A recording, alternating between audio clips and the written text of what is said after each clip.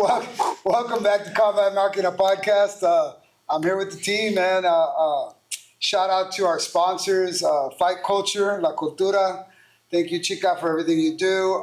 Dean's Painting, any custom or commercial work, please give Dean a holler. And then Alpha Fit, for even bringing all this together. You know what I'm saying? So that's it for our sponsors. We're basically just getting together today. We're doing a little celebration for our boy over here. The Prodigy is going to have a fight next week over at A1 Combat Prospect Series. Technically, this is last Saturday training session before he heads off to his college life. So congratulations, man. Yeah. No, we've taken a little time to acknowledge that before. Now let's talk about this fight coming up. All right. How do you feel going into this next fight week? Well, I feel great. Weight's on point. I feel strong, comfortable. I'm ready to go in there, put on a good show, knock the dude out. The usual. Absolutely looking for a finish immediately, which we always do. Whether it comes earlier or whether it comes later. It's your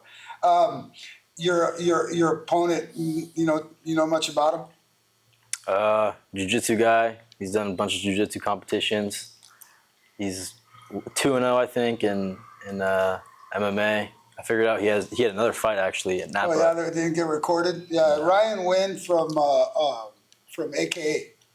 So thank you, Ryan. Thank you, AKA, for the opportunity. We're kind of we like to get the gist of our opponents, but we don't go into super analyzing anything. Yeah, it's still kind of early in the game right now. Yeah, I mean, he'll try to wrestle, put me in the cage, take me down.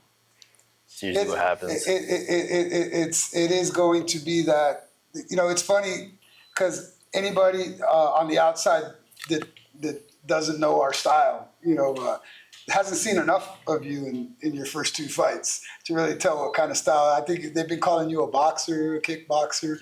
How do you explain your style? I'd say I'm pretty mixed. I'm a mixed martial artist. I like doing everything. I mean, I'm obviously better at stand-up than wrestling and grappling and everything, but I love doing everything. It's just fun. It's part of the sport. I love doing everything. So I'm mixed. And our style is just Maquina. So for anybody out there that doesn't know what Maquina is machine in Spanish. And our style is basically whatever style needs to be applied to get the job done. So if you guys are wondering if John Pereira is a boxer or kickboxer, he's everything that he needs to be at the moment he needs to be. Yep. So the platform, you're going to Sac State. You will be fighting with the Combat U program, which is where you got your first fight through Camo over there. I want to say, when was that? In May. In May? Early May, I think Early it was. May? Yeah. All right. And then, so this is actually A1 Combat's, Uriah Faber's A1 Combat's Prospect Series. Yes. Which is, a collection of fighters that are handpicked by Uriah to be part of the A1 program. What is this, like a development program? You could say so. I mean, it's hard.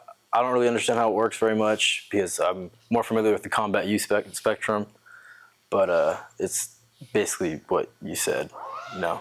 Develop your skills, get bright lights on the people. Platform. Yeah, exactly. Yeah, no, and Uriah's been doing a hell of a job with A1 and then the Prospect Series, and then Combat U is, we're definitely eager to see you grow in that program. And I mean, for us, it's about the opponents. It's about being able, to have a roster of fighters that are willing to fight us. So you'll be going through the Camo roster, I believe, through A1 and Combat U. So a lot of bigger gyms start having access to their fighters. Thank you guys out there, whether it's Scrap Pack out in Frisco, whether it's Uriah's in Sacramento or AKA in San Jose, man. Thank you guys for putting your fighters out there with the nobodies. So we appreciate it. everything's about getting better. So yeah, looking forward to that. Nerves going in? Nothing unusual. Normal fight week stuff. Just Yeah. normal stuff. You've done it a lot of times, so. Yeah. Yeah, I'd say the most nervous I've ever been was my last fight. really. Yeah. Like ever. I was like, oh shit. I was Yeah. walking out and I was like, shh. I was like, I'm feeling it. Well, and then also too, you're a feature. I mean, Combat you and A1 and Uriah and them, everybody over there has been super awesome. They know fighting. Yeah. So even though it's hard to pinpoint what style we have or how we're gonna they see talent. They know they notice talent when they see it. So they are. All I can do is be grateful for the opportunities they're giving us. So, Yeah. Yeah. The 21st, next Friday, over at the Doubletree in Sacramento. I believe it's going to be on YouTube as well. It should be. They've advertised it on YouTube before. They're saying it's going to be on YouTube. Yeah, so it's going to be on YouTube.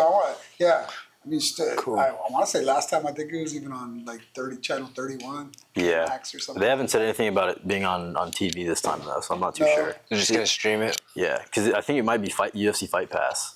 This one. Okay. Yeah. So, Well, that makes sense because the UFC is going to be. They're in town that's right. for the show The next on the day. 22nd. That's yeah, right. with Hernandez and Rodriguez. Yes. So there should also be a bar break. So yeah, there'll be a lot of UFC dudes in the house. Yep. It'll be a good show, man. I want to say I think they got you at like 10th or 11th on the card, so a little bit later on the main card. And yeah, man, we're gonna do what our brand is known to do, which is go out there and put on a show, win, lose, or draw. Fight. Yep, knuckle up. It's time to work. Right on, man. So we'll bother you later. All right, we'll move on to the return of the prototype, Aaron Klinghart. Good to have you back, buddy. Good to be back. Thank you. Yeah. Took a little hiatus. Fights didn't quite pan out the way we wanted them to. Opponents didn't quite step up the way we were hoping they would, and had to take a little time off to provide for the kiddos in your family. Yes, sir. So we got a little bit of time. You got a little comfortable at work, and now we're back at it. September 5th at Tachi Palace. You will be taking on Pedro Trujillo. That's right. Yeah, so, I mean, shoot, it's your first real week back, man. How's it feel to be back? Oh, it feels good. Yeah. Did it feel like that the second day or the third day after you? I mean, it was soreness, but still, I mean. Because I looked at your face when you came in on Thursday. You were like, oh, God. No, but just to be able to punch somebody and kick, and it just feels good, man. And I can't wait to be able to hurt somebody September 5th. So thank you, Pedro. You know, it's unfortunate he canceled the first time. I'm glad he changed his mind. Yeah, no, well, I mean, So I it's all good. want to say, I think logistically speaking, as you know, they had an LFA shot last time. So that No, I get it. So hey, no. I get it, bro. I get it. It's wherever the fighter can get the most attention, you know. But that didn't pan out, and now he's ready to fight you, and he's ready to fight you in Lemoore, California. Yeah. So that's not too far from where we're at. So everybody out there at Tachi Palace, Rich Goodman, thank you for the opportunity, and the prototype will absolutely deliver. You'll be the co-main event. That's right. At that show. So, and anytime we're like the co-main event or main event, actually any fight we're in, we fight it like it's a main event. Yeah. So the fans out there are gonna No. If you pay to come see that, I mean, you'll get a good show. No, you're gonna get your money's get worth. blood and violence. Grab You're your gonna popcorn. get exactly what you want. Yeah, I hope you like blood and gore. Cause You step up close enough, you might get splashed. all right. Coming back, you were off a little break. Yeah. The mindset coming back. You know, you're coming back not just to train. You have a fighter. You have a date. You know, let everybody at home know kind of how you're approaching this. Because when you fight and you stay active, and then you have to take a break. You know, and then and then switch gears and come back into it. You know, it's a different life.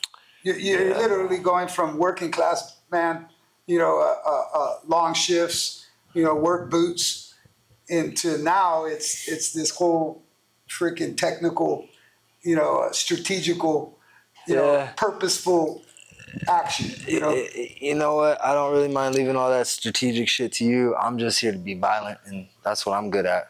So that's what I've been. I mean, 16-hour days, still come home and train, so I'd have the cardio to be able to show the capability of our skills, and now we're fine-tuning them, so I'll be ready, man. I'm just ready to hurt this motherfucker. Like, I don't give a fuck about the win, dude, or the loss. I'm just here to hurt this dude. These people are here to pay to see it. You know, they're going to see something that they might not see in every other fight, so, you know, but stay tuned. That's the action. I know that. Yeah. So you guys don't let our brand down in that aspect. Every one of you guys has lived up to the Maquina mindset and standard of performance. Even when, you know, we don't execute exactly how we have to. You guys are still fun to watch, nonetheless. Yes, sir. You know, so looking forward to that, man. And I left the Princess of Violence. All right, I know you got your fight. It's right after Johnny's. It's your first title defense. Yes. So why don't you let the people at home know, you know, who you're fighting, where it's at. I'm fighting Leosha Baker for my first title defense. Scholars Academy, right?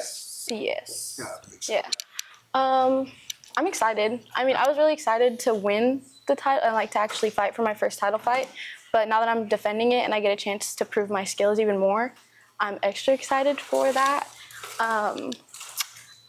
There's very little footage on the girl. All I know is that she's very tall and she does karate. Yeah, she's a black belt in karate. This is a boxing fight? So, you know, and again, I think like we touched a little bit on it with Johnny is, you know, we get the gist of what our opponents are doing, if they're karate based, if they're wrestling, you know, but at the amateur level, it's kind of like you got to go in there and do what you got to do. As far as what you got to do, you know, what has your mentality been for this preparation and how you have to execute against Leosha Baker in order to come out with a victory? I know I have to be aggressive. In my past fights, when I'm not aggressive, I've ended up taking L's to people that I probably shouldn't have been taking L's to. So I know that I have to come in, I have to crowd her, and I can't let her kick me and stay at distance. No, because she's taller, Yeah. and obviously, you know, length is always an advantage. Yes. So, and then again, we're respecting the fact that, you know, she's a black belt in karate and she's been doing this for a little while. So, Yes. yeah, no, as far as promotion wise, it's Gladiator Fight Night Legends promotion on August 22nd at, I believe it's San Francisco, at the gymnasium over at San Francisco University. Yes. Yeah. Oh, that's So cool. that'll be on August 22nd, the night after Johnny's fight. We'll be in Frisco. So kind of just, I know that the last time they were streaming it, but I don't think it streamed well. I think they ended up recording it and then putting it out on YouTube later. So just stay tuned for that. You know, which leaves us to El Guapo. What's up, man? Yeah, man. So, man, we had you lined up for all kinds of stuff. We had you on the 27th over at Fight Club OC. We got an offer over on the 5th over at Tachi Palace. We've even heard some a little bit about XFC. Got a title coming in November, and then all of a sudden, huh? I heard myself. You heard him yourself, huh? Yeah, no, you got have little issues with the knee Yeah. training. Yeah. So just looking back, I know we pushed through everything. You know, this thing right here, we got to be smart about. Yeah. You know. Yeah. I got to heal. Yeah. So apologies to Fight Club OC and Miguel Ceja and his team. Like I said, if he could go in there at 80%, he would. But he's not even there yet. Yeah, So yeah. we're gonna take the time to heal. Yeah. Also, for the near future, it's gonna just be rehab. And Yeah, yeah. how do you feel about that? I feel like I gotta do what I gotta do. Yeah. Yeah. Yeah, it was funny because when you have an injury and you have to address just that body part, Mhm. everything else starts feeling great. Yes. Yeah. Yeah. So you were saying that the other night. A lot less wear and tear on my body in general, just because of the volume and pressure of the training that we do, which has been nice, but a little bit boring because You got to modify everything. Not just modify it, even when it's been good and a bad in a way that the bad way is entirely selfish because when I watch you guys sparring and training and stuff like that, I want to also like be getting a good training session and getting working out and stuff, but I'm also starting to see the techniques and certain angles from a different perspective, and there's certain things that are making better sense to me in that way. Yeah. Yeah. Well, yeah. and then it's funny because it's what I think I end up telling everybody, all of our members, students that come through here, is sometimes slowing it down Yes. Yes. is something that's extremely important. But when you're in the mix of drilling or training, it's really hard to slow Very down. difficult. Very difficult. Very hard to slow The down. heart rate's up. You're tired. Yeah, and then you got these big old guys How tired you pressing are. on you, and and then you got all these big old guys pressing on you. You got Haymaker, Destroyer over there, fucking ready to pulverize you. How you doing over there, Steven? Yeah. Yeah? Yeah. You ready for the fights, my brother? Yeah. That's right. Steven's always ready for anything. Huh? The Destroyer's always He's ready. always man. locked and loaded. Yeah.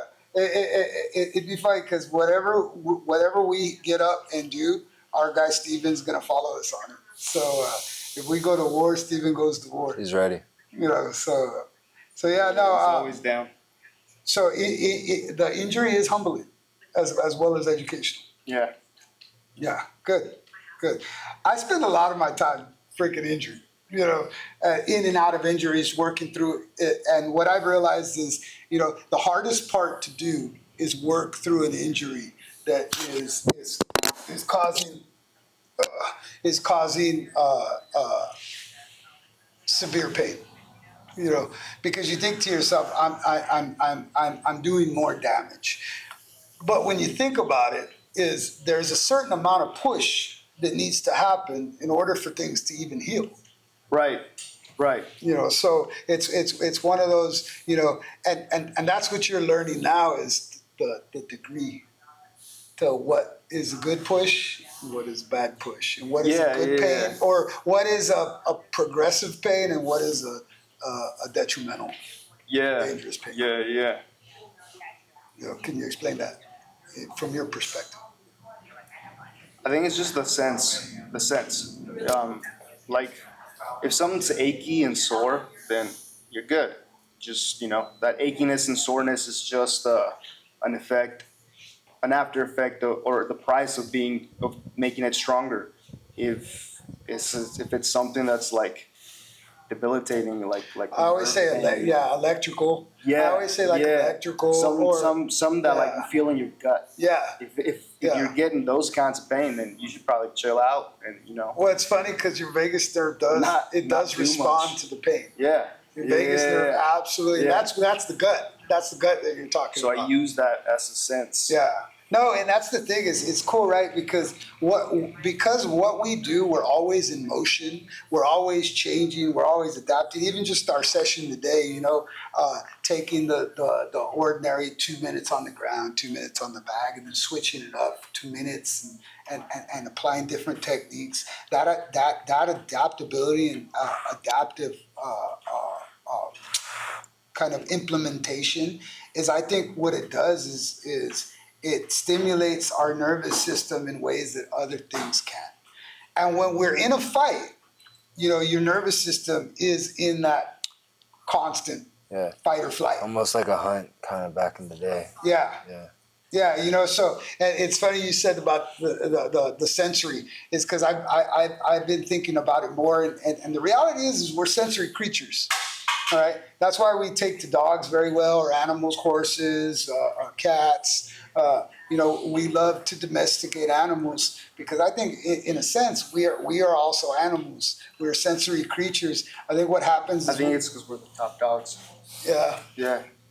Yeah. Or the mentality. Yeah. We beat all of them in the Yeah. hierarchy of Yeah. animals. Yeah. No. Well, because again, and the ones that survive are the ones that adapt, are the ones that overcome, are the ones that endure. Are the ones that, even though it's hard, there's no thought about the hard. There's acceptance. Just being right. It's acceptance of the heart. So that our training. I guess that's why, as I sit here and we've been doing this for years. I still have. I don't have a lot of fighters, and I don't think I didn't get into this to produce fighters. I got into this to produce Quality over quantity, right? quality human beings that are ready to adapt and step up to whatever challenge might come their way. Not just in the ring or in the cage, but in life. You had to switch gears. Why? That's life. Yes, You got to sir. switch gears. You don't complain. You don't whine. Just gotta do it. You just shut up and you do it. So you guys, as far as your guys' training and all the years, because we've been doing this for a while, please guys share with me what you guys have learned. Let's start with Tay. Real though. I've learned, like having to actually think about it is a little tough. Just think first, huh? Yeah.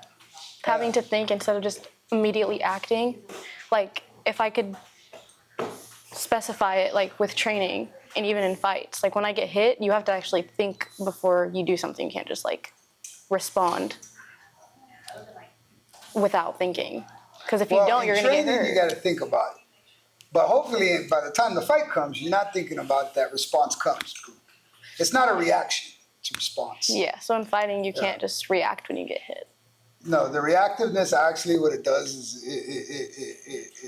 it changes your heartbeat. Yeah. And your oxygen intake, and then your heart starts to speed up and your breaths start to get more shallow, and then before you know it, your muscles start to fill up with lactic acid. Yes. All right, and you start to tire more easily. Yeah. So you think first, huh? Yeah, that's Good. like the first thing that I would. Anybody else wanna?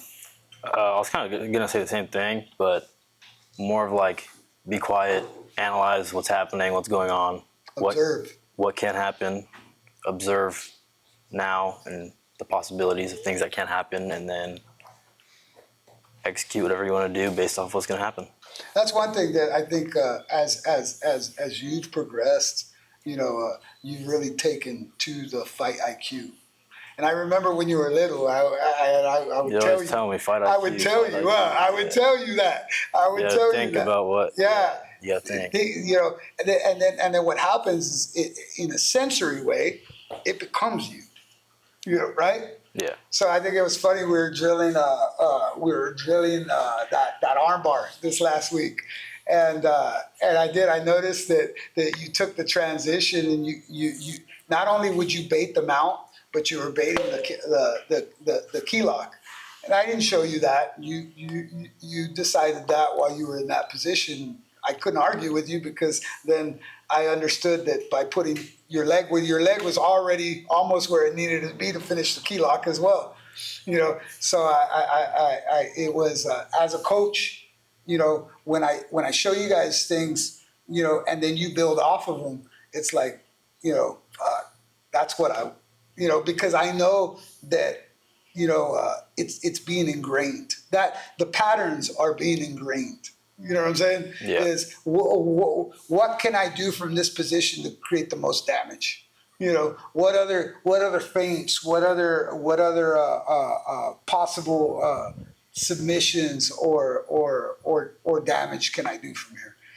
So that's one thing I want to commend you on is your fight IQ has been Smart constantly. kid. It's almost like, and then the sense I get from you is that it's like it can never be enough. Well, it's just how life yeah, is. it can I never mean, be enough. Yeah. You never get to a point to where it's like, yep, I've seen everything, I know everything. You know, it's almost like, nah, it's always evolving, it's always changing. You know. Well, everybody's getting better. Yes. No matter where you go, everybody just gets better. And honestly though, they're getting better. And then what I'm realizing is the sport as a whole, it because it's growing and it's mainstreaming, the weight classes, these guys are getting bigger. And they're getting like absurd, like they're cutting absurd Well, amounts that of weight. Morales dude's cutting from 230 to 170. No, to where now you're right though. The kicking shit's crazy. techniques, the striking techniques, the submission techniques, the MMA transitions, they're getting better. And then on the backside of it, these guys are getting bigger. So they're getting better at the basics. They're getting bigger. More dangerous. They're more dangerous. Yeah. And what we've noticed is because we train in endurance is right off the bat, they're the most dangerous within that first 3 to 4 to 5 minutes tops. Them big guys. Mm-hmm. You know what I'm saying? And it happens in every class, you know. So our mindset is to continue to evolve the fight IQ so that we can back it with the volume and the weaponry to be able to, because we're not the biggest guys. We're not the fastest, we're not the strongest. But I've always believed in a fist fight, bro, none of that matters. The only thing that matters in a fist fight is who gets hit more, who gets hit less, you know, and who can deal with adversity and who can't. It's the mental thing, you know. So yeah, man. So thank you for that, Johnny. Esteban, Nini, mucho. Patience, volume, and aggression. It's a deadly combination. Yes, it is. That's Maquina. Yeah, no, you're right. Damn. They're very simple. Yeah, no, it applies to other things. Mm-hmm. That patience, because the first thing you said was patience. You know, and I think you know, I want to shed a little bit of light on that. Is that patience is kind of like the thinking first. Yeah. You know, it's kind of like the observing. You know, the getting. You know, so it's funny. It's and then also patience is a virtue. It's something that every human absolutely needs to attain, or else life's gonna eat them up. Yeah. Yeah. So yeah, no. In 3 words, you put that shit together really good. Thank you. Thank you. Big guy. Yeah, I like what No. Again, this is the violence guy right here. So that's not a You don't really surprise pay that me that's to do going all to be this, his bro. response. No. The original question was what you learned. I mean, dude, it's been From all 10 these- years. yeah, I could have a whole book about it, man. No, abbreviated. She said think first. He said fucking, you know, analyze and observe. He went with the patience. You know what? volume, and aggression. Just being able to endure, overcome, not only the physical things but the mental things that go into preparing for a fight. You know, when you're however many rounds we train, you're exhausted, and then we have to drill after that, and you have to keep going and keep going and keep going when you'd want to quit. And then that just goes right into the fight, and that goes right into life. So I think that's the biggest thing for me is just enduring and overcoming. So like basically adapting what you've learned in here, and because like we've said using it in before, your life. it's universal, right? Oh yeah, well, So and it that's applies where, to everything. I think that's where like as we do podcasts or we do fights or anything like that, I think sometimes that gets lost in the translation. Is that we're our platform is combat, but what we're really training is self mastery. Right. What we're really training is self control. So much of this applies to life. So much, and that's kind of, you know, how I look at, you know, when we do kids classes, you know, and we make kids think, and we make them have to, do something for a little bit and then switch over and do something else, and they have to remember, and then they start getting tired, and then, and then in their little minds, this is the hardest thing I've ever done. And it's like, that's life, that's life. Anything worth it is always going to be the hardest thing you've ever done. Sure. Anything worth it. Now, if it's easy, like the internet or social media or stuff like that, like no. But I mean, again, anything that comes easy, isn't really giving to you. It's just taking from you. And it's anything that's difficult that you feel like it's taking, it's actually giving. Yeah. You know what I'm saying? Yeah. I think I told you the other day that I told Johnny the other day that I've gotten so used to understanding that in order to get out of something you don't want, you have to go through that exact thing that you don't want. You have to go through it. You can't go around it. You can't, Freaking folding laundry. yeah, or just anything. Yeah, picking up dog poop, doing your homework, mowing the lawn. Studying for tests, it's there's no out. There's only through, and there's only in. Yeah. There's only through and there's only in. You gotta deal with it. And the thing that I love about it is, we as time passes, we as humans, we put a lot of importance on time. Look how much time's passed. Look at this. But the reality is, time's the truth. Time will tell the truth every single time, right? Because if you sit back long enough and you observe something, or you think about something, you're patient, right? And you apply it, the truth is undeniable, it ends up happening. Something goes down. Something goes down, right? So I guess that's what I wanted to kind of, and it was, every one of you said from your perspective, but at the end of the day, universally, it applies to every one of us. Yeah. Everything you guys said applies to me, applies to you, applies to you, applies to him, applies to Misa, applies to everybody. And while we come up in this fight game and continue to take on the challenges that others do not want, we will gladly take them. And what we really want to do is share with everybody that what we're teaching people is mastery of self. Yes, it's from the combat platform, or it's from the fitness of platform, but at the end of the day, what we're teaching is universal methods of getting over yourself. Because at the end of the day, we are our own worst enemies. So, we're going to have obstacles, but the biggest obstacle is always going to be self. So with that said, man, thanks everybody for coming on. It was cool to kind of, as I watch you guys, I look at you guys, it's like a proud dad kind of thing. It's like, you know what? I would rather impact 4 or 5 young people than influence 50, 60 people. Influencing, I'll leave that shit to social media. Around here, what we want to do is we want to create impact, because impact makes change.